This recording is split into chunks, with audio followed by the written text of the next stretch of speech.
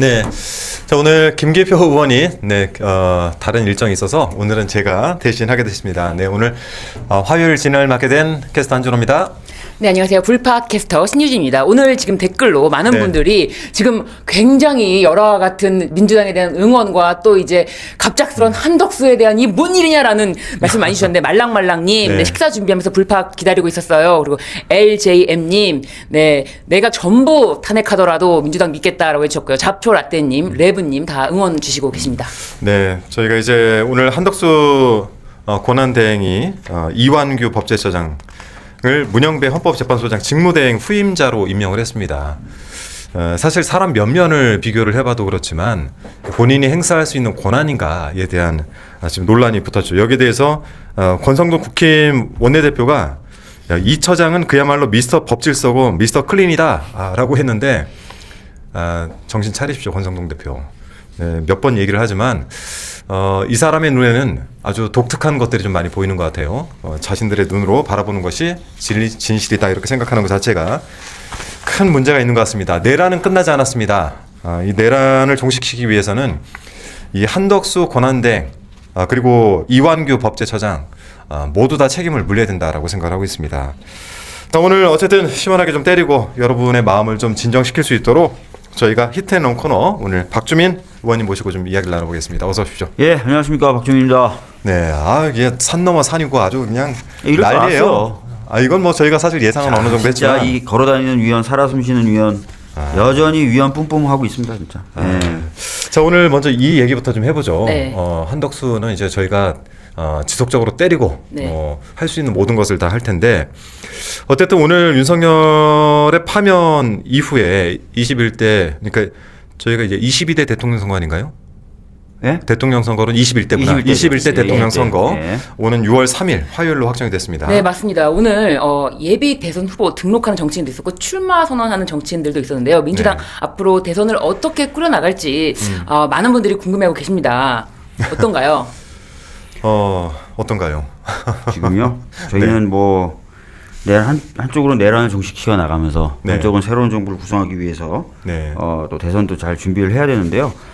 6월 3일 날로 선거일이 오늘 확정돼서 발표됐고요. 네, 그렇죠. 그러면 저희 당원 당규에 따라서 이제 쭉 하면 되는데 아마 그 5월 11일 날이 공식적인 후보자 등록일일 것으로 보여지고요. 네. 공식 선거 운동 기간은 5월 12일부터 진행이 될 것 12일, 같습니다. 예. 네, 12일부터 공식 선거가 시작돼서, 그러니까 그러면 이제 6월 2일까지 하고 6월 3일에 투표를 하게 되는 것이겠죠. 그렇죠. 네. 굉장히 짧아요. 그러니까 저희가 지난 20대 대선을 상기해 보면, 제가 당내 경선을 다 끝내고 본선 후보가 된 이재명 당시 대선 후보의 수행실장으로. 네. 제가 뛴 날짜를 계산을 해보니까 정확히 128일 뛰었더라고요. 실제 날짜로. 그리고 129일째 되는 날 투표를 했고, 그리고 130일이 되는 날 저희가 새벽에 승복을 했습니다. 네. 그거에 비하면 굉장히 짧은 엄청 기간 짧은 승복을 쓰는 거예요. 거죠. 그렇습니다. 네. 뭐 이제 시간이 계속 착착착착 다가오는데 네. 그래서 이제 6월 3일만 기다리면서 열심히 대선 준비에 돌입하면 되겠다라고 했는데 한덕수 권한 대행이 네. 그야말로 국민께 드리는 말씀에서 폭탄을 투척했습니다. 네, 그 영상을 그렇습니다. 한번 보시죠. 네, 요거는 영상은 이제 아니었군요. 영상이 네네. 아니었는데요? 영상이 아니었습니다. 네, 네. CG였습니다. 네, 제가 너무 흥분해가지고 그렇게. 네, 한덕수 권한 대행이 네. 밀어온 여태까지 밀어온 네. 마은혁 헌재 후보자, 세 번째 재판관 후보자를 임명하는 것까지 여기까지는 네네 좋았습니다. 그런데 갑자기 마영주 대법관도 임명하고 게다가 오늘 4월 18일에 임기가 종료되는 문영배 이미선 재판관의 후임을 네. 지명한다. 저는 요거를 속내를 조금 잘 들여다 봐야 된다고 생각을 해요. 네. 제가 이제 그 12.3 계엄 이후에 저희가 윤석열을 국회에서 탄핵 의결을 하고 헌재에 넘긴 다음에 얼마 지나지 않아서 국민의힘 쪽에서 중진 의원들이 윤석열과 접촉을 해서 그 한덕수를 대선 주자로 네. 제안을 했다라는 얘기를 들었어요. 그 구체적인 내용들을 이렇게 전달을 받았는데 첫 번째는 한덕수가 어찌됐든 정치인은 아니었기 때문에 중도층에 소구력이 있을 것이다. 두 번째는 현재 미국 대통령이 바뀐 상황에서 통상 전문가인 경제 전문가인 한덕수가 분명히 뭔가 좀 잘 먹힐 것이다. 세 번째는 그런 한덕수를 미국에 보내서 영어로 굉장히 그 유려하게 통상 분야에 대한 협상을 하는 모습을 연출을 시킨다. 아이고. 그래서 국민들에게 이 한덕수를 대선 주자로 자리매김한다. 이런 이제 그 어떤 계획들이 좀 흘러나와서 정보 차원에서 흘러나와서 저희가 입수를 한 적이 있었는데 저는 마은혁 재판관 임명에 대해서는 어제부터 이제 이야기가 흘러나왔고 네. 두 번째는 그 문영배 이미선 두 분에 대한 후임을 지명을 안 할 수도 있다라는 얘기가 들을 때 아니다. 저거는 감안해야 된다. 왜냐하면 만일 그때 그 흘러나왔던 이야기를 종합해 보면 한덕수는 탄핵을 유도할 수 있다는 거예요. 유도할 수 있다. 근데 이제 오늘 조금 전에 얘기했던 대선 일자로 보면 국민의힘도 경선을 들어가야 되지 않습니까? 네. 근데 저희가 탄핵을 시키든 안 시키든 한덕수가 만일 대선을 나간다고 하면은 11일에는 그만둬야 돼요. 본인이. 그렇기 때문에 요거를 좀 면밀히 살펴볼 필요는 있으나 굉장히 이게 우리 국민들에게 내란이 끝나지 않았다라는 큰 폭탄을 투척한 건 사실인 것 같습니다. 네, 박지민 의원님도 SNS에 비판 글을 바로 올리셨잖아요. 어떤 내용인지 좀 말씀을 부탁드릴게요. 저는 요 글, 네. 그 박주민 의원의 그 페북 글인가요? 네. 네네. 저는 이게 저희 최고위 비공개 최고위를 갑자기 열었을 때 저는 박주민 의원 글을 봤어요. 이때 명확하게 어떻게 프레임을 지었냐면 헌법 구태타다 이렇게 이제 프레임을 딱 씌웠더라고요. 맞아요. 네. 어떤 의미인지 좀 설명 좀 해주시죠. 아니 실질적으로 그 헌법을 전복시키려는 시도로 볼 수밖에 없습니다. 무슨 얘기냐면 네. 예전부터도 그 논란이 된 적은 있었는데요. 권한대행이 마치 대통령인 것처럼 할 수 없어요. 그렇죠. 왜냐하면 선출되지 않았습니다. 네.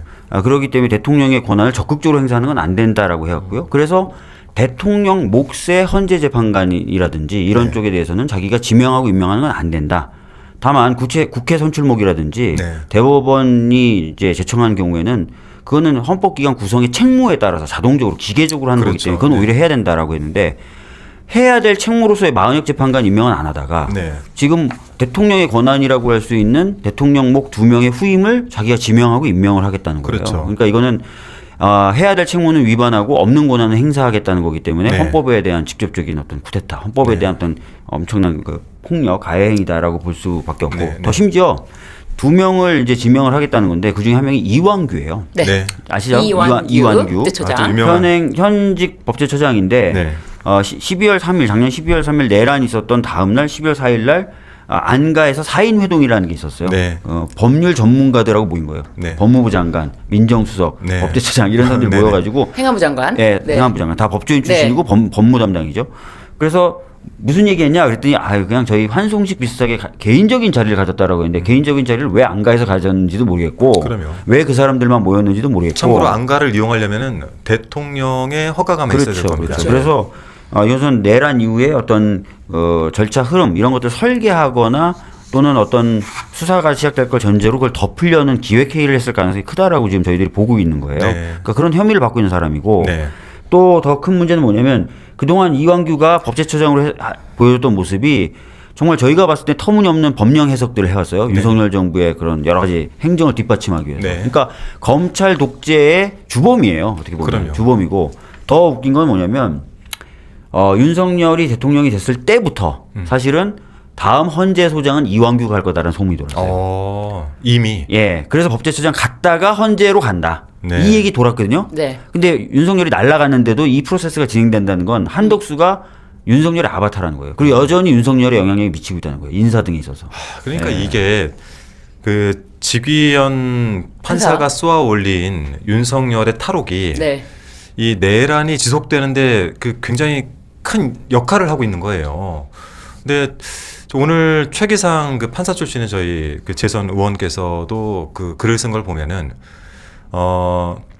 우선 이 두 사람에 대한 임명 자체가 6월 3일에 선출될 대통령의 권한을 침해했다. 그렇죠. 라고 해서 오늘 당에서도 여기에 대한 권한쟁의 심판 그리고 가처분 신청 이 두 개를 하지 않았습니까? 이완규란 사람이 정확히 어떤 사람입니까? 일단 이완규에 대해서 박지원 의원님께서 좀 법제처장에 대해서 네. 팩폭을 날리신 영상이 준비됐습니다. 이번엔 영상입니다. 네, 함께 보시죠. 어떤 사람인지 한번 같이 보시죠. 네.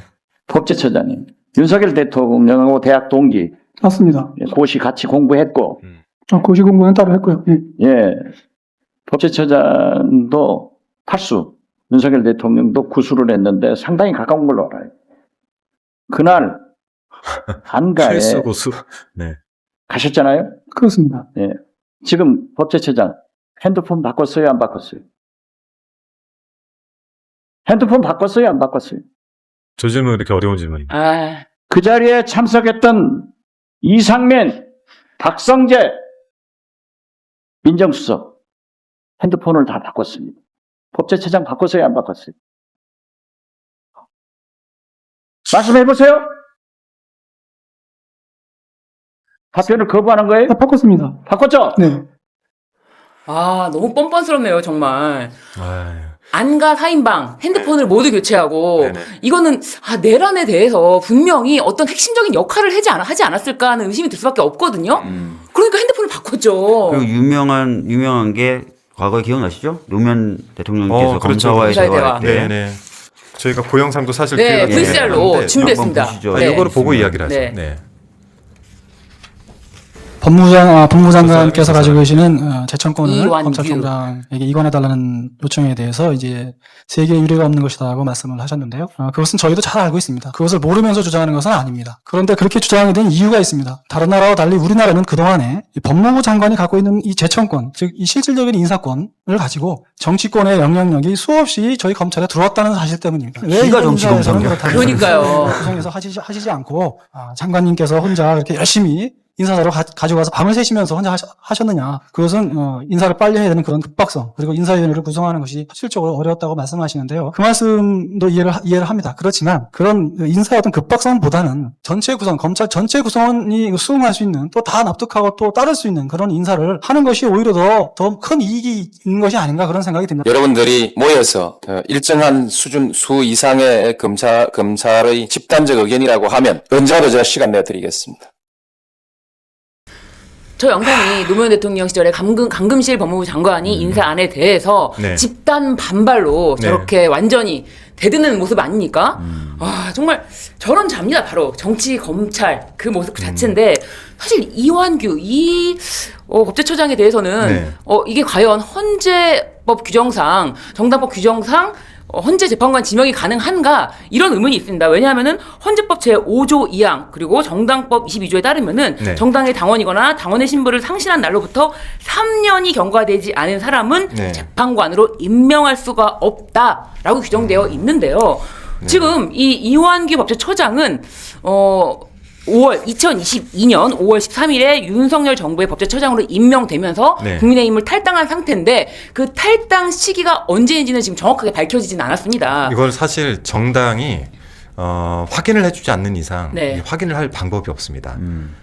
본인은 당적이 없었다라고 지금 주장을 하고 있네요. 네. 네. 그렇지만 이건 헌재 재판관 자격에 관한 사항이기 때문에 이 부분에 대해서는 반드시 공개가 돼야지만 그렇죠. 근데 확인이 이제 가능한 건데. 다만 이제 대선 당시에 네. 어떤 직을 가지고 캠프에 있었느냐 또 한번 확인을 해볼 필요가 네. 있는 것이고, 만일 그렇다라고 한다면은 헌법재판소법에 따라서 임명을 하기에 부적절한 사람이라는 게 명확해지거든요. 그렇죠. 저도 오늘 좀 그 페북에다 글을 쓰긴 했습니다만, 근데 어쨌든 윤석열의 그 대학 동기이고 친구인 사람을 네.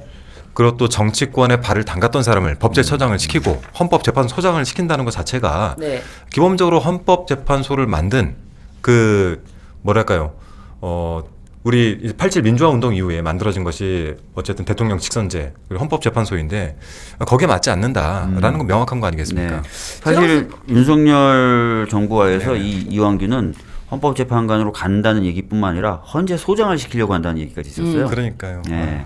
그리고 이 이완규가 어떤 사람이냐면 가장 최근 행적을 보면 마은혁 재판관을 임명하지 않는 게 정당한 권한 행사라 그랬어요.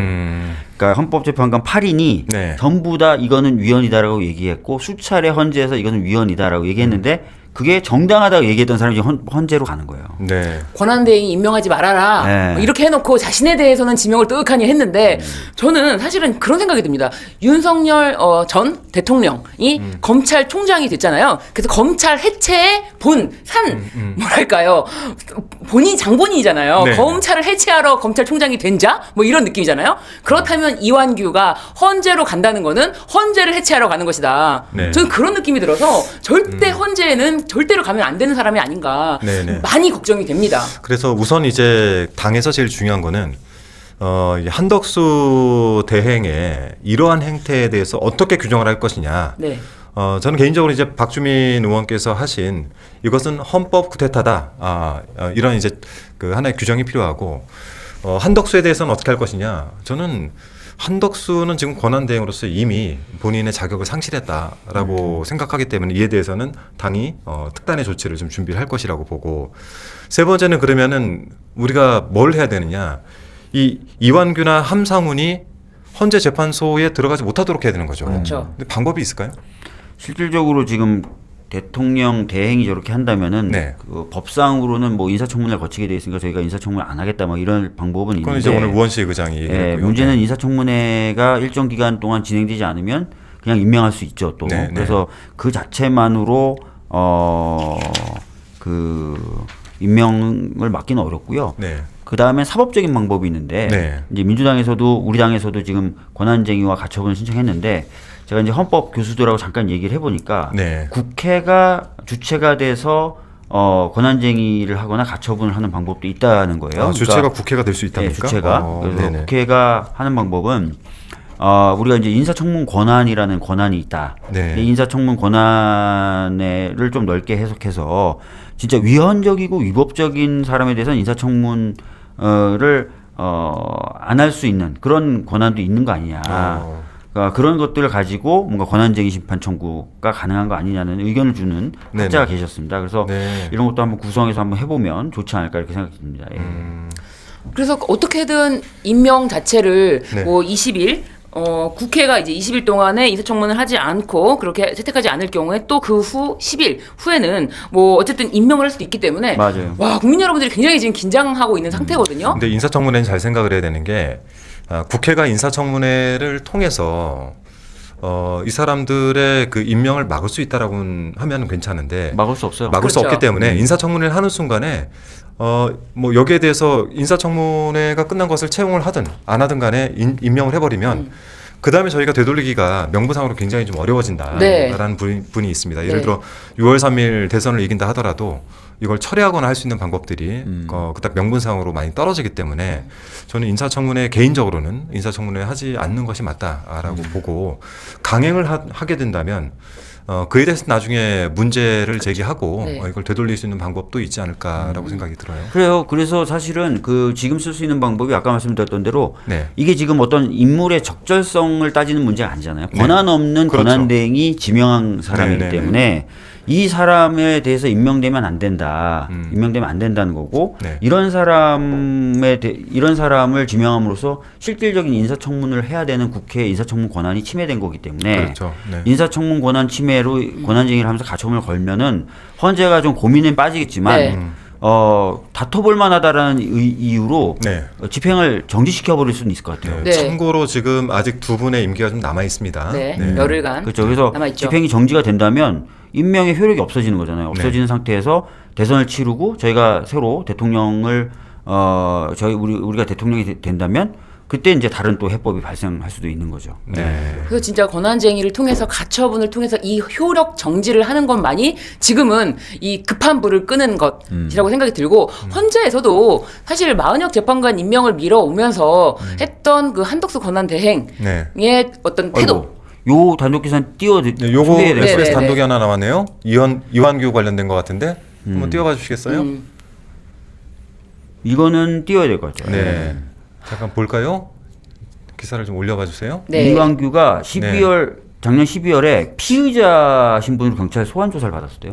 내란 관련돼서. 내란 관련돼서 네. 12월 4일이면은 내란 직후인데. 네. 그러니까요. 네. 그러니까 내란 동조자 어쨌든 내란 가담자란 말이에요. 네. 내란 가담자가 과연 헌법 기관에 들어갈 수가 있는가 이것에 대해서는 국민적인 우려가 너무 지금 큽니다. 그러니까 바로 며칠 전에 내란 행위에 대해서 윤석열이라는 사람을 파면시켰단 말이에요. 네. 그렇죠. 전원일치로. 네. 그런데 그 사람을 도왔던 사람이 헌재에 들어간다. 이건 헌재로서는 참을 수가 없는 일이거든요. 그럼요. 그래서 저는 여러 가지 형태로 구성해서 권한쟁의를 놓고 가처분을 넣으면 네. 고민은 되겠지만 헌재가 네. 가처분을 인용하면서 일단은 네. 좀 상황을 보자라고 할 가능성이 있어요. 네. 예. 박주민 의원께서도 그 어쨌든 지금 당에서 하는 거와 더불어서 네, 할 수 있는 것들을 좀 다 해야죠. 같이 좀 네. 당에서도 해주시길 하고 부탁을 드리겠습니다. 국회에서도 하고 해야 될 것 같아요. 그리고 지금 네. 너무 이제 이완규 법제처장에 대해서만 주목을 받고 있는데 네. 또 한 명 함상훈 이 사람은 지금 어떤 사람이에요? 저는 네, 잘 서울고법 모르겠어요. 재판관인데요. 네. 부장인데요. 이 서울고법 함상훈은 누구냐? 네. 드루킹 사건 항소심에 아. 2년을 선고했습니다. 지금 나오시죠? 김경수 네. 지사 댓글 조작만 유죄다. 네. 그 컴퓨터 등 장애 업무 방해죄라고 하면서 징역 2년을 선고했던 그 사건인데요. 아니 현재 서울고등법원 부장판사인데 보수 성향 재판관으로 분류되는 인물인데 그것뿐만이 아니라 김학의 부실 수사를 했던 네. 검사에 대해서 이런 불기소가 정당하다는 재정 신청 기각을 한 재정 신청이라는 게 뭐냐면 뭐 네. 변호사님 잘 아시겠지만 네. 불기소를 하면은 네. 검찰이 기소 권한을 독점하고 있으니까 네. 그렇죠. 독점한 검사의 결정이니까 그냥 포기해야 되겠네 이렇게 하는 건 아니고요. 네. 관계 고발을 했다거나 고소했던 사람이 왜 불기소해? 그거 좀 이상하니까 한 번 더 따져봐줘라고 법원에다 한 번 더 검토를 냈는데, 해줄 수 있어. 불기소가 적법한지. 네. 근데 그걸 받아가지고 검찰의 불기소가 정당하다고 판단을 해준 거예요. 그 내용은 네. 김학의 부실 수사와 관련된 거다. 김학의 얼굴 우리 다 알 수 있는 그럼요. 영상도 그렇죠. 있고 김학의 목소리 다 아는데 김학인지 모르겠다라고 해서 기소 안 한 사건이잖아요. 사실 그 영상은 저희가 지금 준비가 안 돼 못 띄워드리지만 그 영상 띄울 수 없는 수준이잖아요. 그거. 그러니까요. 근데 사실 저희가 경찰들도 조사를 하다 보면은 네. CCTV 같은 것들로 실루엣이나 여러 특징들을 특정해서 범인들을 잡아내지 않습니까? 근데 그렇게 명확하게 저도 그 영상을 봤었지만 그렇게 명확한 영상이 나와 있음에도 불구하고 이거를 덮는다는 게 사실 말이 안 되는데 그렇죠. 검찰이 그거를. 이런 부실 수사를 했던 검사에 대해서 이 검사를 한번 기소를 하는 거에 대해서 다시 한번 살펴봐 달라라고 이렇게 낸 거에 대해서 필요 없어라고 돌려보낸 판사라는 거죠. 네. 네. 그러니까 그리고 또 아까 김경수 그 전 지사 관련된 사건이 뭐냐면 네. 저 댓글 달았던 두루킹이라는 친구들이 있어요. 그 네. 친구들이 네. 그 사람들이 그 댓글을 여러 내용과 여러 방향으로 달아요. 그러니까 처음에는 막 아이고 뭐 문재인 후보 뭐 이렇게 하다가 나중에 막 공격하거든요. 네. 근데 이제 딱 그거만 잘라내가지고 기소를 한 거예요. 이제 유죄로 인정하고. 이 사건은 정말 저는 이 사건 당시에도 재판 과정을 많이 팔로우업하면서 봤지만 이 재판 결과가 거의 다른 증거가 다 나와도 그런 건 괜찮고 하면서 그냥 본인의 어떤 제가 봤을 때는 제 의견으로는 관심법에 의해서 김경수 전 지사에 대해서 2년 징역형을 선고했다라고 보여져서 저는 이 판결이 굉장히 잘못다라고 생각하는 사람이거든요. 와 이런 판결을 쓸 수가 있나 싶을 정도의 어떤 문제가 있는 판결인데 그 판결문을 그 판결을 담당했던 서울고등법원의 부장 판사입니다. 네. 네. 큰일 났네요. 진짜 네. 진짜 한덕수는 제가 그래서 늘 걸어다니는 최상목과 함께 걸어다니는 위원 살아숨쉬는 위원이라고 얘기하는데 진짜 내란 정도 수준의 헌법 파괴 행위를 계속하고 있고요. 네. 아까도 말씀드렸지만 이완규는 윤석열이 그렇게 헌재 재판관 및 헌재 소장 시켜주고 싶어 했던 사람이거든요. 네. 영향을 지금도 받는 것으로 보여집니다. 지금도 소통하고 있는 걸로 보여지고 네. 아바타로 보여져요. 네. 아무튼 민주당 저희가 이제 저녁에도 네. 저녁에도 이제 최고위가 열리는데 뭐 이제 뭐 댓글 중에도 나오고 있지만은 뭐 예를 들어 저희가 역풍을 고민하고 있다든지 전혀 그런 게 없다라는 거 제가 좀 말씀을 드리고 저희가 할 수 있는 것들 그리고 더 중요한 거는 이 대선을 위한 정확한 타격 지점들을 아주 강하게 그리고 영향력 있게 타격을 할 준비를 하고 있다 이 말씀 드립니다. 네. 지금 댓글로도 지금 엄청 민주당 응원하면서 네. 뭐 소희님, 꽁치통조리님, 네. 네, 물피리아님, 네. 아직도 윤석열 정부다. 네, 민주당 네, 네. 화이팅하고 응원해주고 계십니다. 아직도 윤석열 정부 맞네요. 네. 진짜 딱 이번에 이완규 지명하는 거 보고 네. 제가 두 번 눌러요. 첫 번째, 권한대행이 대통령목을 지목해? 이거는 황교안도 안 했던 거예요. 그럼요. 황교안도 본회의에 나와서 질문 받고 아유 제가 그거는 못합니다. 논란이 있습니다. 안 했어 황교안도. 그럼요. 황교안보다 더한 한덕수고. 워킹면. 아니 따지고 워킹이다. 보면 황교안은 그때 대통령 권한대행 시계 만들었다는 걸로 굉장히 비난을 많이 네. 받았는데 적어도 본인이 해야 될 것과 하지 말아야 될 것에 대해서는 구분은 했다. 네. 근데 한덕수는 지금 한덕수든 최상목이든 본인들이 도대체 뭘 하고 있는지조차도 그걸 모르고 몰라요. 아바타처럼 움직이고 있다라는 거예요. 아, 저는 진짜 이런데 왜 한덕수 탄핵시켜야 되는 네, 거예요? 맞습니다. 네. 한덕수에 대해서만큼은 절대 용서 못할 것 같아요. 아니 진짜 우리 국민이 이제 겨우 숨 쉴 틈이 정말 이만큼 생겼는데 거기다 대고 완전 연탄가스를 팍 뿌려버리는 거잖아요. 저는 가만두면 안 된다고 생각합니다. 네. 진짜 가만두면 안 걸어다니는 됩니다. 위원을 정리해야 됩니다. 네, 두고 보십시오 어떻게 되는지. 근데 이런 사람이 선거 관리를 하게 돼 있는 거예요. 어떻게 믿습니까? 네. 철저히 지금 윤석열의 그럼요. 편을 들면서 하는 사람이 선거 관리를 하는 걸 믿고 맡기자? 네. 이게 혼란을 잠재우는 기자? 더 혼란스러워요. 제가 더 정말 혼란스러워. 막힙니다. 예. 아, 진짜 지금 하루하루가 저희 파면 이후에 하루하루가 저는 좀 쉴 수 있을 줄 알았어요. 근데 아니나 다를까 하루하루가 계속 이슈들이 만들어지고 저들은 계속해서 발악을 할 것이고 어떻게 하든 발목을 잡으려고 할 거니까 저희가 좀 정신 좀 바짝 차리고 있어야 될 것 같습니다. 네. 버구리님이 이 와중에 한준호 의원님 정말 잘생기셨다. 이 와중에 할 얘기죠. 이 와중에 네네. 네네. 자 다음 얘기로 어쨌든 윤석열에 대한 파면이 있은 이후에 저희가 며칠 지났죠 지금 이제 며칠 안 지나서 지난주 금요일에 4월 했어요. 4일부터니까요. 토일 월 네. 사흘 나흘째 네. 이렇게 지나고 있는데 저는 11일 금요일인데 저는 탄핵된 날 장인이 돌아가셔가지고 맞아요. 네. 제가 그 얘기를 할 거예요. 정신이 하나도 없었어요. 빙부상을 네. 찍고 어제 장지에 모셨거든요. 아, 그러니까 탄핵되고 나서 저도 어제 갔었나요? 제가 네. 그제 갔었나요? 일요일 날 일요일에 갔었나요? 지금까지 정말 하루도 모셨어요. 예예 네. 하루도 제대로 이렇게 편히 뭐 밤을 지내신 적이 없으실 것 같은데 네. 또 오늘 이런 또 한덕수의 만행까지 네. 게다가 또 윤석열 도대체 언제 나갑니까 진짜? 지금 이제 뭐 기사로 보면은 11일 네. 금요일에 아크로비스타 아크로비스타 안 된다는데. 자택으로 이동한다 이런 보도가 나오고 뭐 네. 이삿짐을 나르고 있다 뭐 이런 보도도 제가 본 거는 같아요. 근데 네. 윤석열이가 어떤 짓을 했습니까? 문재인 정부 시기에는 본인이 청와대 관저로 들어가지도 않으면서 관저 개방하겠다라는 이유로 그때 김은혜 네. 대변인 뭐 대행이었나요? 뭐 아무튼 김은혜가 나와서 브리핑을 하면서 방빼라 그래가지고 윤석열의 그 취임식 참석을 위해서 하루 네. 호텔에서 그 문재인 대통령 내외가 지내고 그리고 나서 참석을 했던 제 기억이 있는데 본인들은 아까 이완규도 마찬가지지만 정의를 부르짖고 잘난 척을 그렇게 다 하더니 하지 말라는 짓은 지들이 다 골라서 하고 있어요. 그래서 이게 왜 이렇게 늦어지냐는 질문에 네. 최근에 이제 언론 보도를 보니까 두 가지 의혹을 제기하더라고요. 하나는 뭡니까? 아크로비스타로 옮겨갈 경우에 경험 문제가 좀 있는 거 아니냐? 그거는 이제 거의 불가능하죠. 경호동이 없기 때문에. 예, 그렇죠. 그런 것 때문에 약간 준비하느라고 시간 걸린다. 요 의혹이 하나 있고 네. 또 하나는 제 얘기가 아니에요. 네네네. 언론에 나온 패널 기록 언론에 나온 얘기하는 거. 건데 네네. 사우나하고 실내 스크린 골프장 철거하느라고 네, 철거. 그게 다 불법 건축 근데 저는 이거 거거든요. 명확히 봐야 된다고 합니다. 지금서부터 집행되는 모든 예산들을 잘 봐야 됩니다. 철거 비용은 본인들이 내겠습니까? 절대 그렇지 않습니다. 그렇죠. 그리고 파면 이후에는 공무원이 아니기 때문에 공직자가 아니기 때문에 그 이후에 쓰여지는 모든 관련된 비용에 대해서는 철저하게 저희가 파악을 하고 관련자들 징계하고 이 내용에 대해서는 청구할 거 청구하고 해야 된다고 맞아요. 봐요. 그래서 저는 또 하나 이제 뭐 이것도 기사로 본 것 같기도 한데 보통 청와대 경호처에서 이제 전임 대통령에 대해서는 이제 뭐 예를 들어 같이 따라갈 사람들 그러니까 순장조들 뭐 네. 이런 사람들이 자발적으로 많이 가요. 노무현 전 대통령님, 뭐 문재인 전 대통령 이렇게 자발적으로 손들고 가는 사람들이 좀 있어요. 지원하는 사람들도 좀 있고. 근데 지금 윤석열을 누가 따라가겠습니까? 한 사람 외에는 그런 문제들도 좀 있지 않았을까 싶긴 하나. 근데 그 사람도 안 가려고 한다는 얘기 아, 그래요?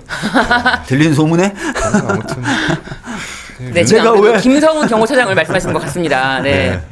아니 근데 그 박지원 의원님께서는 지금 이 윤석열의 무단 점거에 대해서 이거 뭐 기자회견도 하셨잖아요. 감사원이 네. 감사 청구를 받아서 감사를 하기로 결정을 안 해서 기자회견하고 네. 여러 차례 기자회견하고 막 하다 보니까 받아들여서 감사는 했는데 결과를 안 해서 또 기자회견하고 네. 네. 그래서 막 하다가 결국은 일부 사실 인정해줬어요 감사원이. 그러니까 뭐 그 도급이나 이런 거 주는 과정에서 잘못이 있었다. 네. 그리고 관련된 공무원 일부 그 징계 주고. 근데 그 이후에 보도되는 거나 이런 거 보면 사실 불법 건축물이라고 의혹받는 게 굉장히 많다는 거잖아요. 네, 네, 여기. 그런 거 다 해야 되는데 열심히 철거하고 있는 거 아니에요, 진짜? 저는 지금 지금 이제 관저와 관련된 거는 행안부에서 관리를 하는 건가요? 관저요? 네. 대통령실이 관리하는 거 아니에요? 대통령실이긴 하지만 대통령실 총무가 있을 테고 네. 이게 어쨌든 국가 자산이기 때문에 네. 자산이죠. 네, 국가 자산이기 때문에 지금 같은 경우는 관절을 비우고 안 비우고의 문제를 떠나서 나가야 되는 사람들이 불법 지금, 점거죠. 불법 점거를 하고 있는 상황이라고 한다면 네. 들어가서 그 안에 있는 시설들 국가 예산을 써서 만들었던 것이 뭐 그게 골프장이 됐든 네. 야구장이 됐든 아니면 뭐 사우나를 하는 곳이 됐든 간에 국가의 예산을 넣어서 만든 건 다 국가의 소유죠. 소유죠. 네. 그럼 가서 확인을 해보고 네. 그럼요.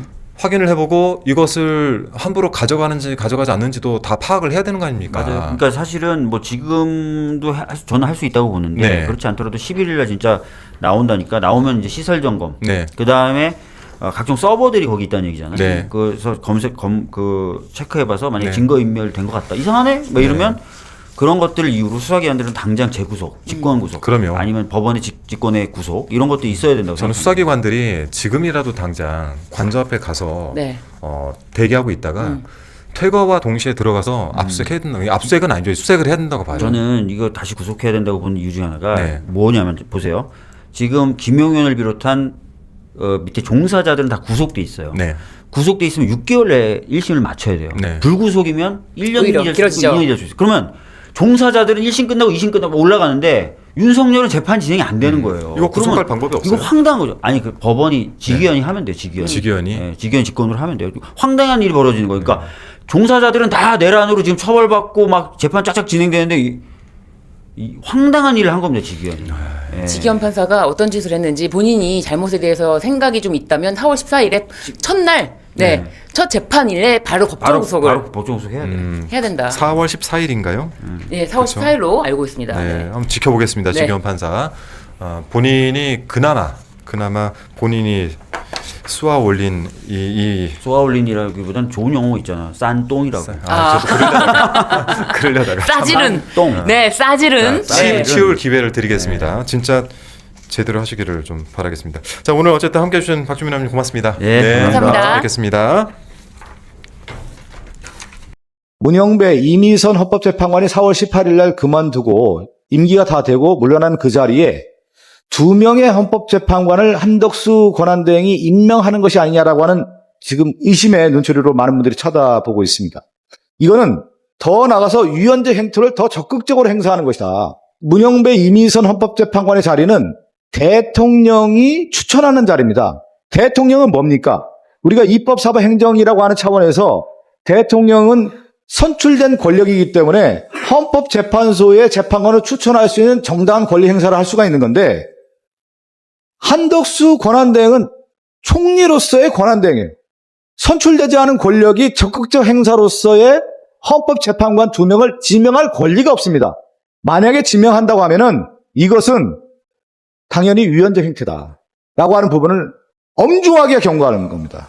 지금까지 한덕수 권한대행은 총리로서의 권한대행으로서의 역할을 해왔지만 지금까지 행태는 내란 대행으로서의 행태를 이어왔던 모습인데 더 나아가서 헌법재판관 2명을 더 지명하겠다라고 하는 것은 내란 대행을 확실하게 자기가 인정하는 것이고 지명했습니까? 지명했다라고 지금 뉴스가 나오고 있네요.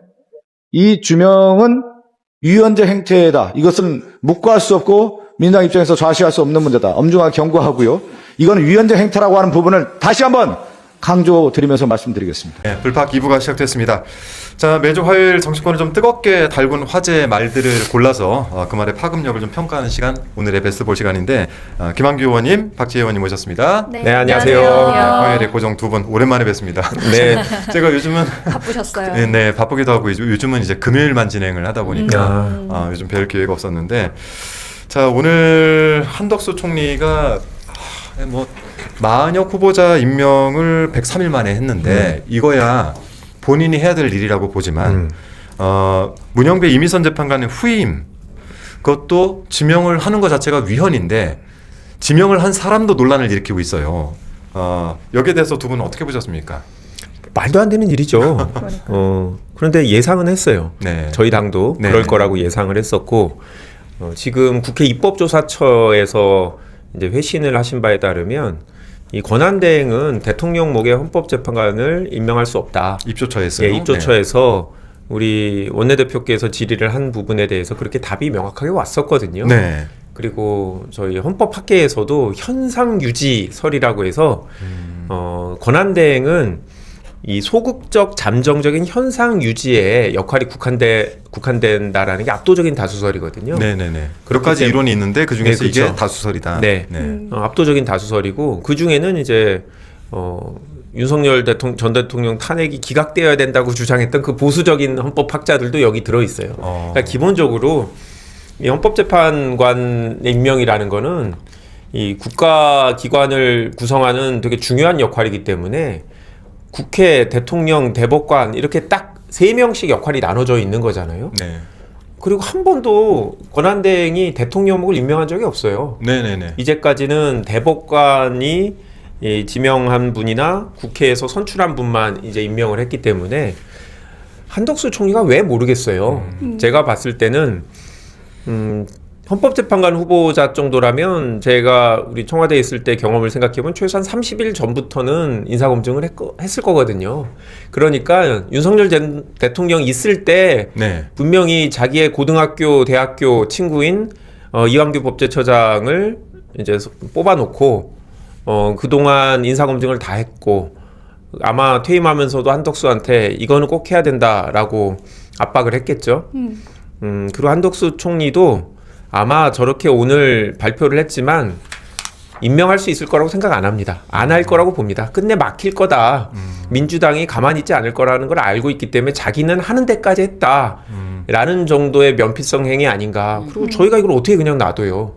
제가 최근에 가장 열받은 날이 오늘인 것 같아요. 네. 아니 진짜 말씀하신 것처럼 저도 한덕수가 뭐 못할 일이라는 건 알고 있었던 거잖아요. 마은혁 재판관 임명하지 않으면서 본인이 했던 말이 대통령의 중대한 고유 권한 행사는 자제하는 것이 우리 헌법과 법률에 담긴 일관된 정신이다. 이 말을 본인 입으로 했어요. 그러면서 네. 마은혁은 임명 안 했거든요. 그 영상 좀 찾아봐야 되겠네. 네. 그래서 뭐 그런 가운데도 근데 이완규 뭐 법제처장 같은 사람 임명했다. 이거는 지명? 거의 네. 지명했다. 네. 이거는 거의 윤석열의 민원이 너무 심하다.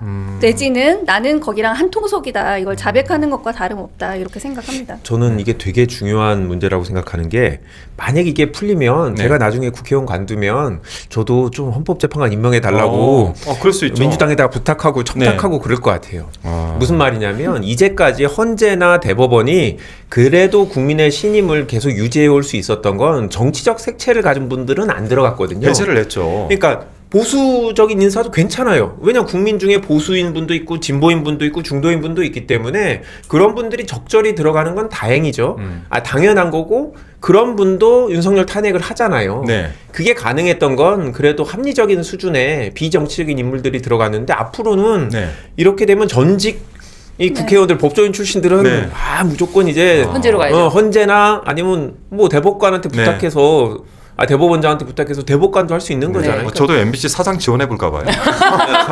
그래서 이제 법에는 좀 애매하게 네. 3년 내에 정당에서 활동했던 사람들 아니면 대선 캠프에 있었던 사람은 임명 못한다 네. 라고 했던 건데 꼭 그게 3년만이 아니라 저는 그 취지를 생각하면 다른 공무원하고 이 헌법재판관은 차원이 다른 문제이기 때문에 절대 안 된다. 특히 이완규 같은 네. 경우에는 뭐 이름에 규자 들어가는 거 외에는 별로 이렇게 좋은 게 없는 분이에요. 그러니까 노무현 전 거예요. 대통령하고 검사와의 대화할 때도 나왔던 분이고, 네, 저희가 그렇더라고요. 일부에서 소개를 네, 했죠. 그리고 윤석열 대통령의 징계 사건에서 변호인으로 법률대리인, 네. 법률대리인으로 활동했던 분이고, 그다음에 지난 총선에서도 뭐 후보로 나오진 않았지만 국민의힘에서 출마시키려고 했던 분이고, 네. 그러니까 여러모로 너무 노골적인 자기 색채 대선 캠프에도 관여했던 분이고. 쉽게 얘기하면은 지금 이제 헌법학회에서도 얘기하고 있는 행사하지 말아야 되는 권한 대행의 행사를 네. 한 것이고, 두 번째는 임명을 한 사람조차도 가급적이 아니라 배제를 해야 되는 네. 정치 중립을 지킬 수 없는 사람, 즉 정치인 출신에 거의 가깝잖아요, 이완규는. 그렇죠. 그래서 이 사람을 지금 헌법재판소의 재판관으로 임명을 하려고 하는 지명 절차를 지금 들어갔다는 것 자체가 큰 문제다. 지금 이 얘기네. 뒷부분에 박지 의원님 많이 말씀하시고 제가 이거 한마디만 더 하면 그러면 네. 헌법재판소장은 누가 해요? 그러니까 지금. 무슨 말이냐면 네. 이제 헌법재판소장을 임명을 해야 되는 거예요. 그렇죠. 지금 2명의 자리 중에 1명은 헌법재판소장을 임명해야 되는 거지. 네. 지금 이렇게 일반 재판관 임명하면 안 되는 상황인데 왜 헌법재판소장을 임명 못하냐? 소장은 국회 동의가 필요하거든요. 그러니까 자신이 없으니까 아니 웃기잖아요. 9명이 임명이 됐는데 재판소장이 없는 네. 그 체제로 간다는 건 말도 안 되는 이 비정상적인 행태가 되는 건데 그리고 헌재는 7명이 있으면 뭐 다 있으면 좋지만 7명만이라도 심리가 되고 결정까지 할 수 있다고 헌법재판소법에 명확하게 나와 있다는 거죠. 그러면 아니 60일 있으면 대통령이 새로 뽑히는데 지금 헌법재판관 2명을 반드시 임명해야 될 그런 급박한 상황이 전혀 아니라는 거죠. 그렇죠. 그러니까 오늘 최기상 의원도 제가 일부에서 말씀드렸지만 6월 3일에 당선이 될 대통령의 권한을 침해했다. 네. 미리 침해했다. 이렇게 이제 글을 쓰셨더라고요. 네. 그리고 저희의 국회의 권한을 침해한 거죠. 저희는 정상적인 절차에 의해서 대통령이 지명한 후보자에 대한 인사청문을 하고 싶은 거지. 그렇죠. 그게 국회의 권한인데 지금 권한도 없는 한덕수 총리가 대통령목을 지명한 거는 저희의 권한을 침해한 거죠. 그러니까 그렇죠. 권한쟁의를 저희가 신청할 수 있는 거고 네네. 저는 지금 뭐 오늘은 첫날이기 때문에 법률적으로 어떤 절차를 얘기하고 이러지만 여론이 절대 호의적이지 않을 것 같고 그럼요. 네. 국회에서 우리 국회의장님이 아예 뭐 접수를 안 하겠다라고 하는 건데 원래 지명을 하고 나서 인사청문회 이제 요청서가 제출된 때로부터 20일 내에 인사청문 절차를 해야 되는데 이제 접수를 안 하고 한번 버텨보는 네. 거고 이제 물론 이제 뭐 그거에 대해서는 또 네. 법률적으로 다른 주장이 있겠지만 아니 그리고 저희가 언제 지금 이거 할 시간이 있어요. 그럼요. 양당 다 대선 치르고 해야 되는데 네. 당장 다음 주부터 양당의 경선이 시작됩니다. 예, 그리고 그 얘기 꼭 하고 싶은 게 국민의힘이 뭐라고 했냐면 권한대행은 어떤 재판관이든 임명하면 안 된다라는 게 그렇죠. 기본 논리였어요. 그게 대법원장 지명목이든 국회 추천목이든 네. 이 권한대행이라는 자리 자체가 권성동이 이 계속 항상 해온 얘기 유지를 아닙니까? 해야 되기 때문에 네. 임명 못한다고 했다가 오늘 권성동이 참 정치적으로 잘한 것 같다라고 얘기하는 거 보면서 네. 그리고 본인에 대한 이 디스를 이제 본인이 하는 게 아닌가 네. 싶고 지금 네. 제작진이 이제 박지원님한테 발언권을 넘기라고 해서 저는 여기까지 하겠습니다. 아니 그런데 방법론적으로는 네. 권한쟁의 심판을 통해서 가처분 그래서 이 지명에 대한 효력 정지 이거까지 이루어지는 이 방법론에 대해서는 기간은 좀 얼마나 걸릴까요? 저는 더 말 못합니다. 똑같은 법적인 네. 주의입니다. 기간은 얼마나 걸릴까요? 아니 저는 뭐 발언을 양보해도 네. 되는데. 아니 이게 네. 가처분이기 때문에 네. 가처분은 그날도 나올 수 그럼요. 있어요. 바로 할 수 있죠. 그러니까 권한이 없다. 절차를 중단해야 된다라고 딱 하면 되기 때문에 그리고 이거는 6명이 필요한 게 아니라 과반이거든요. 네. 그러면 지금 8분이 보면 우리가 이완규를 나의 동료로 데리고 온다고? 그러면 헌법재판소의 권위가 떨어지고 나의 권위도 떨어지는데 그럼요. 나도 보수지만 이완규는 싫어. 네. 저는 이럴 것 같은데. 그리고 또 하나는 그 안에서 소장하고 싶은 분들이 좀 있어요. 그렇지. 네, 그렇기 때문에 저는 권한쟁의 심판과 가처분 하게 되면은 네. 내부적으로 오늘 접수가 된 거 아닌가요? 그건 아직 확인. 아직 오늘 안 제기를 했고 오늘 제기를 뭐 했고. 접수까지 했, 뭐 네, 그러면은 이제 아마 했을지는. 저는 아직은 두 분의 임기가 좀 남아 있기 때문에 네. 그 안에 처리가 되지 않을까라는 기대를 좀 가지고 그게 있습니다. 되게 접수가 언제 되는지 헌재 네. 접수가 언제 되는지가 너무 떨리는 거예요. 뭐 4월 18일까지니까 네. 네. 그 전에는 뭐 결정을 할 수 네. 있는데 네. 관행상 그런데 헌법재판관들도 마지막 일주일 근무 안 하거든요. 그러니까요. 네, 그래서 이번 주 중으로도 뭐 날 수도 있죠. 네. 꼭 이것만큼은 처리를 하고 나가셔야 된다. 안 그러면은 못 보내드린다 진짜. 네. 예, 그런 생각입니다. 진짜 이게 너무 큰 이슈여가지고 변호사님 다시 한번 1인 시위 가서 한번 아, 저는 지금 못 보내드립니다. 저는 진짜 하루도 쉴 날이 없어서 네. 이거는 저희가 할 수 있는 한 어디든 압박하고 어디든 지금 싸워야 되는 상황인 것 같습니다. 헌재에 접수하는 그 날이 네. 진짜 우리 어떻게 보면 또 다 같이 또 헌재 앞으로 네. 갈 수밖에 없는 네. 날이 될 것 같아요. 자, 헌재 얘기를 했으니까 네. 저희 이번 헌재 판결문 중에서 잠깐 좀 다뤄보면 두 의원님께서 이제 한참 전에 이 코너에서 평가하고 싶은 발언으로 헌재 파면 선고문 이거를 꼽으셨는데 그래서 오늘 두 분께 헌재 판결문 중에서 좀 인상적이었던 문장을 좀 꼽아달라라고 부탁을 좀 드렸습니다. 먼저 김한규 의원님이 꼽은 문장을 좀 하나 보면은 결론 부분에 대한민국은 민주공화국이다 라고 하는 이 문장이 올라와 있네요. 저는 이제 헌재 결정문이 113페이지인가요? 네, 117쪽인가요? 117페이지인가요? 하여튼 네. 전체적으로 쭉 다 봤는데 네. 딱 이 부분을 딱 보고 대한민국은 민주공화국이다 딱 하는 순간 울컥하더라고요. 그러니까 이 지금 12월 그 3일부터 광장에서 사람들이 이제 외쳤던 게 네. 결국 우리나라의 주인은 우린데 왜 우리가 원하지 않는 방향으로 위정자들이 이 불법적인 방향으로 정치를 하느냐라는 거에 대한 문제였고, 저는 이 뒷부분에 보면 이 서로 다른 정치적 견해들이 존재한다라는 다원적 세계관에 입각하는 거 좀 어려운 표현인데, 네, 네. 아니 보수적인 사람도 있고 진보적인 사람도 있죠. 헌법재판관도 그런데 네. 그래도 그 8분이 의견을 모아가는 과정, 네. 이런 것처럼 우리 국민들도 마찬가지로 서로 다른 이 민주적인 정당, 그 진보적인 정당과 보수적인 국민의힘이 다 다른 사람들이 존재하는데 이거를 인정하지 못했던 윤석열 대통령 전 대통령의 문제잖아요. 네. 이거는 앞으로도 정치를 하는 데 있어서 가장 기본인 것 같아요. 상대를 인정하지 않고 네.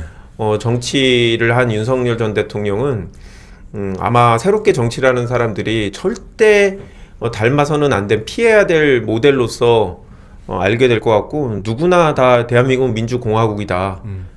이 문구가 가장 먼저 떠올려야 되지 않나. 네. 정치를 하거나 네, 네. 일반 국민이나 뭐 그런 생각이 들었습니다. 저도 사실 그 오늘 헌법 책을 다시 꺼내 들었어요. 책상 위에 올려놓고 좀 읽었는데 주민의 헌법? 아니요 진짜 헌법 책. 대장 책은 예전에 헌법관이 읽었지. 나왔더라고요. 근데 박주민 의원이 예전에 그 얘기를 한 적이 있어요. 어느 날 제가 이제 민간인이었던 네. 시절에 만났는데, 권력이란 단어가 우리나라 그 법전에 몇 번이나 나오냐라고 질문하는 거예요. 그래서 많이 나올 것 같은데라고 했더니 딱 한 번 나온다는 거예요. 권력이란 단어는 모든 권력은 권력은 국민으로부터 나온다. 일조일하면서. 그래서 권력의 주체가 누구인지를 특정 지어주고 나머지는 그 권력을 어떻게 쓸지에 대한 일종의 사용 설명서 같은 것이다. 이런 설명을 할 때 뭔가 좀 뒤통수에 탁 하고 오는 게 있었어요. 우리 박지혜 의원님께서는 어떤 네. 구절을 사실 구셨는지. 저 제목도 되게 네. 눈에 띄긴 하죠. 네. 결론의 가항에 사실 법조문을 네, 네. 딱 넣는 건 또 네. 특이하니까. 요거는 영상으로 준비가 되어 있네요. 아, 영상을 예. 먼저 좀 볼까요? 그럼에도 불구하고 피청구인은 헌법과 법률을 위반하여 이 사건 계엄을 선포함으로써 국가 긴급권 남용의 역사를 재현하여 국민을 충격에 빠뜨리고 사회, 경제, 정치, 외교 전 분야의 혼란을 야기하였습니다. 국민 모두의 대통령으로서 자신을 지지하는 국민을 초월하여 사회 공동체를 통합시켜야 할 책무를 위반하였습니다. 네, 저게 거의 이제 네. 이만기 의원님 고르신 부분 거의 앞부분에 나오는 건데요. 어, 그 본문에 보면은 사실 우리가 그동안에 네. 윤석열의 행위가 위헌적이고 위법하다 뭐 이런 거는 거의 뭐 예상했던 내용이고요. 네. 이게 얼마나 중대한 위반인지 그리고 국민의 신임을 배반한 행위에 해당하는지 그 부분 논증한 것이 저는 이제 본문에 보면서 더 가슴에 네. 와닿았는데, 이게 그 국가 긴급권 남용의 역사의 연장선에 있는 행위다라는 걸 확인하면서 그 본문에 가면은 헌법재판관들이 1952년 이승만 전 대통령의 비상계엄 그 실시한 것부터 그 역사를 쭉 정리를 해주시거든요. 네. 그리고 나서 45년 만에 똑같은 행위를 한 것이다. 근데 윤석열은 그 헌법재판소에 가가지고 뭐 아무 일도 안 일어나지 않았냐, 네. 경고성으로 계엄한 거다라고 그렇게 애써서 그 의미를 낮추려고 했는데, 헌법재판관들이 얼마나 당신의 행위가 이렇게 우리나라 역사상 이렇게 위헌적인 행위였는지를 너무 잘 보여주신 것 같아서 그 부분이 읽으면서 좀 가슴에 와 닿았고요. 네. 그리고 앞으로 우리나라를 이끌어갈 대통령들에게 우리 국민들을 하나로 통합해서 잘 이끌어 나가주기를 바라는 그런 마음이 담겼다고 생각해서 의미 있다고 생각했습니다. 네. 어제 판결문 얘기 들으니까 다시 마음이 조금 따뜻해지네요. 네. 정말 아직 우리나라 안정을 찾기 위해서 예. 주기적으로 읽어야 될 것 근데 같아요. 제가 헌재 결정문을 처음부터까지 방송 때문에 쭉 봤는데 네. 그냥 요약본 보시는 게 나을 것 같아요. 요약본이 더 훨씬 쉽고 더 감명해. 너무 길다 보니까 맞아요, 110. 그 법조인 아닌 분들이 보면 네. 좀 지루하실 수 있어서 그렇죠. 요약본 되게 좋지 않았어요? 구두로 제가 경험자입니다. 네, 제가 뭐 다 깔끔하게. 읽어보려고 그 117쪽인가요? 네. 와, 읽다가 지쳐가지고. 그러니까 요약본이 훨씬 좋습니다. 그런데 시간이 길었기 때문에 네. 그렇게 한 100페이지는 넘게 좀 나와줘야 네. 결정문이구나 하는 생각이 들지 않을까요? 네. 114페이지네요. 네, 다시 한번 114페이지. 확인해 저도 보겠습니다. 4페이지로 기억을 하고 있어가지고. 자, 근데 어쨌든 지금은 이제 이 파면으로 인해서 조기 대선이 실시가 됩니다. 오늘 그 안철수 전 대표도 이제 뭐 출마의 의지를 밝혔고 또 한동훈 전 대표도 페이스북을 통해서 금요일인가 목요일인가 10일인가 본인이 국회 그 계단 있는 데서 네. 뭐 기자회견 등을 통해 가지고 출마 선언을 할 걸로 보이는데 그 한동훈 전 대표가 이제 그 페이스북에 이런 글을 썼습니다. 호헌 세력, 네. 호헌 세력, 이재명 민주당의 사실상 개헌 거부다. 근데 저도 그래서 글을 썼어요. 네. 너 호헌이 무슨 말인지 알고 썼냐? 글 바로 네. 반박글이 나오는데요. 네. 이 호헌이란 말을 이게 87 그 저기 민주화 운동 이전에 그 호헌의 개념과 우리가 민주화를 이루고 난 다음에 호헌의 개념이 다른데 근데 저는 이 친구를 보면서 참 독특한 사람이다라고 생각이 들어가지고 저는 바로 이제 반박의 글을 썼는데 보니까 김한규 의원님도 바로 반박을 하신 것 같더라고요. 비슷한 개념으로. 제가 조금 더 빨리 쓴 것 같아요. 아 그래요? 김한규 의원님 거 한번 보여주시겠어요? 네. 네, 같은 내용인데요. 네. 이게 저는 이 표현을 보고 딱 올드하다고 느꼈어요. 지금 호헌세력. 아까 말씀하신 대로 네. 87년 4월 13일 날 전두환이 헌법을 그대로 유지하겠다 호헌 조치를 해요. 아, 예, 예. 그러니까 한동훈 전 대표도 네. 지금 주변에 있는 사람이 다 50대 이상이 지금 도와주고 있는 네. 거예요. 그러니까 당시 구호가 뭐였냐면 네. 호헌 철폐 및 맞아요. 독재 독재타도. 타도였거든요. 네. 그러니까 마치 그거를 연상시키면서 호헌 세력 대 아니면 개헌 세력 이렇게 보려고 하는데 제가 봤을 때 지금은 호헌 세력 대 위헌 세력이죠. 그렇습니다. 그럼요. 정확히 네. 따지면 네. 왜냐하면 저희는 지금 저는 기본적으로 제 정치 철학이 제도가 별로 안 중요하다고 생각해요. 운용하는 게 중요하다. 그래서 지난번 사람이 선거제 중요하고. 문제든지 지금 헌법 개정 개헌 문제라든지 사실 제도를 탓할 게 아니라 사람이 문제다. 지금 우리나라 80년 헌법 이후에 부족한 점이 있겠지만 윤석열 전 대통령 전에는 문제없이 다 그럼요. 유지가 됐잖아요. 네네. 그렇기 때문에 문제는 윤석열이고 윤석열의 행위를 비판하지 못한 국민의힘이 문제지 이제 와서 헌법의 문제다라고 하는 거는 네. 판을 뒤집어 보고 싶어서 하는 건데 네. 너무 80년 7년 판으로 약간 올드해갖고 네. 이 젊은 분들은 호헌이 뭔지 지금 호헌 조치 뭐 이런 걸 전혀 모르는데 그래서 한동훈 전 대표가 이제 새로운 정치를 하고 싶어 하지만 실질적으로는 네.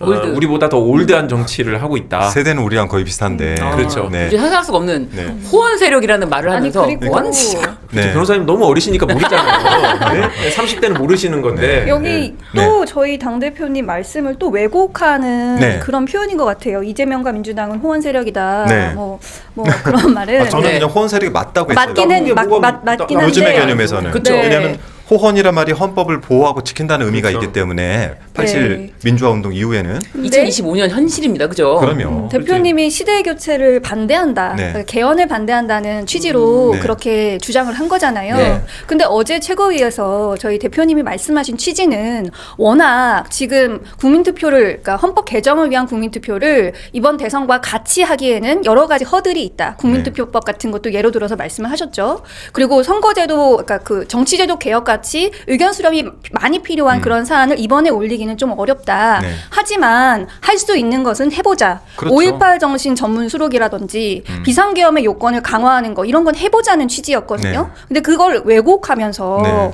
이런 시대의 교체를 반대하는 세력이다. 개헌이 꼭 네. 돼야 된다는 걸 인정했음에도 불구하고 그런 거를 전혀 왜곡해서 전달하는데 이런 표현을 사용했다는 것에 저는 이 대해서 이슈에 네. 빨려들게 만든 사실 국회의장에 대해서 저는 약간이 아니라 좀 큰 불만이 있는데 많은 분들이 분노하고 있죠. 네. 왜냐하면 사실 유시민 작가도 그 얘기를 하긴 했어요. 제가 누구 이야기를 딱 뭐 가져온 건 아니지만 이게 아까 김한규 의원도 말씀하셨지만 우리가 헌법에 문제가 있어가지고 이 내란이 터졌습니까? 계엄을 하고 아니죠. 그런 게 아니잖아요. 네. 사람의 문제였단 말이에요.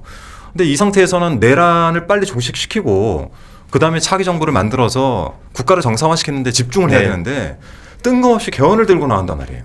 거기다 개헌이라는 거는 말씀대로 국민투표법 개정을 통해서 그것도 50일 전까지 국민투표법이 개정이 되면 가능한 문제라 가능한 문제들은 하고 나머지 부분들은 대선 과정을 통해서 후보 간 합의를 하면 되는 문제인데 이거를 마치 지금 한 2달 내에 반드시 끝내야 되는 것 마냥 저렇게 들고 나와버리니 이 사실이 왜곡되고 모든 이슈가 글로 다 빨려 들어가게 돼서 저는 진짜 화가 났었어요, 주말에. 그러니까 우리 당 의원들이 생각하는 개헌의 포인트하고 국민의힘이 생각하는 개헌의 포인트가 달라요. 저쪽은 제일 중요한 게 대통령 임기를 3년으로 줄이는 거예요. 그럼요. 그래서 왜냐하면 대선을 못 이기니까. 네. 그러니까 못 이긴다는 걸 자인하는 거라 되게 약한 모습이라 저는 이제 저런 모습을 보이는 게 뭐 국민들한테 아 그렇구나 대선은 그냥 민주당이 이기는구나 이재명 대표가 그냥 되시는구나라고 생각하는 거라서 그냥 뭐 잠깐 뉴스가 네. 나왔다가 사라질 이슈인 것 같아요. 왜냐면 국민적 반향이 별로 없는 이슈라서요. 사실 저희가 이제 이재명 대표에 대한 이야기도 내일 이제 대표직을 놓으시고 네. 그리고 나서 이제 11일 후보 등록을 하고 12일부터 경선을 치르게 되면은 이제 특정 후보를 저희가 이야기를 하기가 굉장히 어려워지는 상황이라 미리 좀 말씀을 드리면 이번 대선은 지금 현재 형국으로 봤을 때 제 개인적인 느낌은 이재명이냐 아니냐의 대선 과정이 될 가능성이 매우 높기 때문에 계속해서 발목을 잡는 그리고 계속해서 그 이재명 대표에 대한 공격형의 그 선거가 치러질 거라 이렇게 이슈를 저희가 만들어서 빨려 들어갈 필요는 없다라는 생각입니다. 맞습니다. 네. 네.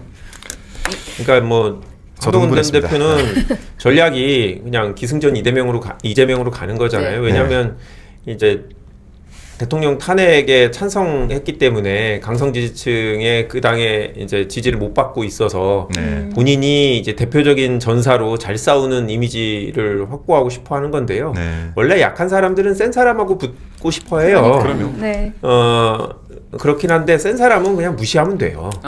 맞습니다. 같이 대응을 해주면 같은 급으로 될 수 있으니까 네. 이렇게 싸울 때는 그냥 초재선 저희 같은 급으로 그냥 대응해주면 되는 겁니다. 그렇다면 또 한 명의 네. 좀 무시해볼 만한 어떤 VCR이 준비되어 있는데 이분은 이재명 대표를 사랑하는 것 같아요. 네.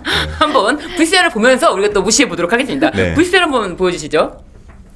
저 안철수만큼 민주당을 잘 아는 사람도 없습니다. 정말?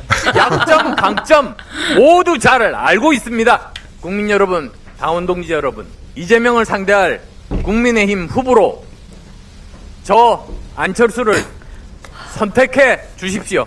저는 저분 보면은 이게 생각이 나요. 손가락. 네. 그 손가락 어떻게 하실 건지. 1년 뒤에 손가락을 다 자르고 싶을 것이다. 오늘 윤석열 뽑았다면. 사과를 했더라고요. 네. 윤석열 대통령하고 단일화한 거에 대해서 사과했잖아요. 저는 그 부분은 지금도 괜찮았어요. 저는 지금도 그날이 생각이 나요. 네. 토론회 마지막 토론회였고 그 앞서 토론회에서는 저는 이제 그 후보 수행실장이니까 바로 옆에서 봤잖아요. 토론회들 다. 그리고 박주민 의원이 당시 토론을 담당했었고. 했죠. 근데 그간에는 지속적으로 이재명 대표하고 호흡을 좀 맞췄어요. 토론에서. 그러니까 안철수 후보가? 네네네. 네. 이제 국민의힘 측의 그 얼토당토하는 내용에 대해서는 본인도 그건 아니다라고 얘기하면서 적극적으로 얘기를 하다가 마지막 토론회에서 원래 실상 저희도 뭐 단일화를 계속해 시도하지 않았겠습니까? 근데 넥타이를 둘이 똑같이 메고 온 거예요. 맞아요. 윤석열과 안철수 똑같은 넥타이를 메고 오길래 정말 쎄한 느낌이 들었는데 그 직후에 바로 둘이 단일을 하지 않았습니까? 그리고는 윤석열 손에 질질 끌려다니면서 네. 제가 봤을 때는 그 토론회는 거의 심상정 후보까지 해가지고 3대1로 이재명 대표가 상대했던 거 아닌가. 예, 그런 생각이 들었던 네. 그 마지막 기억이 생생합니다. 이 안철수 의원도 우리 김한규 의원님께서 네. 박지혜 의원님께서 조곤조곤 네. 딱 간단하게 이렇게 네. 무시해 주시면 어떨까요? 네 번째 도전이거든요. 네. 3번 안 된 이유가 있다. 정확하네. 간결하네요. 네. 네. 우리 박지혜 의원님께서도 아니 저는 네. 저분이 저런 말씀을 하시면서 국민의힘 후보로라는 말을 하는데 본인도 어색하지 않을까 이런 생각이 들더라고요. 네. 그분의 정치 이력 보면은 2014년에 입문하셨는데 당을 몇 번 바꿨는지 이제 셀 수도 없을 네, 정도인 네. 것 같고 12년 정치하는 동안 민주당 했던 기간은 고작 2년. 네. 불과하거든요. 근데 저렇게 민주당을 잘 아는 사람도 없다 이렇게 주장하는 모습이 참 가련하다. 저는 네. 저거 딱 하나만 테스트해 보면 된다고 봐요. 민주당 의원 170 지금 현재 저희가 70 170이죠. 예. 네. 170명 이름 대기. 저거 한 번만 해보면 된다고 봅니다. 나도 다 외우라고 하면 못 외울 것 같은데. 아, 잘한다고 했으니까. 아. 김한규 의원님은 잘한다는 얘기는 안 했잖아요. 아니 본인이 가장 잘한다 그랬으니까요. 네. 본인이 가장 잘한대요. 얼마나 네. 잘하는지 한번 네. 테스트를 해보고 싶네요. 네. 아이고. 이분은 나올 때마다 항상 철수를 안 하기를 바랄 뿐입니다. 네. 매번 철수를 해가지고. 네. 저희 뭐 이제 마무리를 할 시간이 되긴 했는데, 네. 이제 이번 주는 저희가 경선을 치르기 전까지의 당의 메시지 관리가 대단히 중요하다고 봅니다. 뭐 갑작스럽게 일요일에 터졌던 개헌 논의라든지 아니면 오늘같이 한덕수 대행의 똥볼이라든지 뭐 이런 것들이 계속해서 발생을 하지만 이제 이걸 보고 계시는 많은 이제 당원분들 또 이제 저희 라이브는 아니지만 나중에 보게 되는 이제 당원이나 지지층들께서도 잘 좀 보셔야 될 것들이 지도부는 이거를 하나의 프로세스로 보고 있거든요. 하나의 프로세스로 관리하고 그리고 나서 이제 경선 과정을 잘 관리해서 본선 후보를 잘 만들고 본선에서 6월 3일 당선이라고 하는 이 당선 확정이라는 것이 딱 뜰 수 있도록 만드는 데 집중을 하고 있기 때문에 이 과정 중에 여러분께서 우려하시는 사안들 같이 우려하고 있고 거기에 대해서 항상 대비하고 있다. 저희가 100%가 아닐 수는 있으나 많은 분들과 논의를 하고 독단적으로 이 과정을 끌어가고 있지 않다라는 것만 좀 공유를 해주고 공감을 해주시면 감사하겠다는 말씀드립니다. 자, 좀 이제 이번 대선이 이제 치러진 여기 경선 캠프 이런 데 가시는 분 안 계시죠? 저는 제주 도당위원장이라 갈 수가 없습니다. 아, 자격이 안 아. 됩니다. 네. 네. 우리 또 박지 의원님은 저희도 당직자라 뭐, 또 네, 못 당직을 움직이시고 맡고 있고, 네. 네, 저도 최고위원이라 못 움직이기 때문에 아니 사퇴를 하고 가야 되는 거 아니에요? 저요? 아니 네. 부르는 우리는 선출직이에요 나름. 불러주지 저 않더라고요. 선출직이죠. 그러니까 당직을 잘 지켜라. 네, 그래서 이 과정들이 좀 잘 치러져서 지난 경선 때처럼 우리가 스스로 우리를 갉아먹는 일이 네. 벌어지지 않도록 좀 잘 관리가 돼야 되겠다라는 네. 생각이 듭니다. 네, 아무튼 이 블루파크의 역할은 저는 그런 데 좀 있다고 봅니다. 그래서 여러분께서 구독과 좋아요 이제 38만이 넘지 않았습니까? 저희가 38만 3천이 됐는데 저희가 경선 가기 전까지 40만을 꼭 좀 만들어 달라라는 말씀 좀 부탁의 말씀 좀 드리고 오늘은 좀 마무리를 해보도록 하겠습니다. 저희가 다룰 내용들이 많긴 한데요. 데일리로 진행되고 있기 때문에 사안들을 좀 그날 좀 잘 다룰 수 있도록 잘 준비를 해보도록 하겠습니다. 오늘 두 분 감사드리고요. 네, 네. 우리 신 변호사님 감사합니다. 감사합니다. 네, 네, 감사합니다. 고맙습니다. 내일 뵙도록 하겠습니다. 네.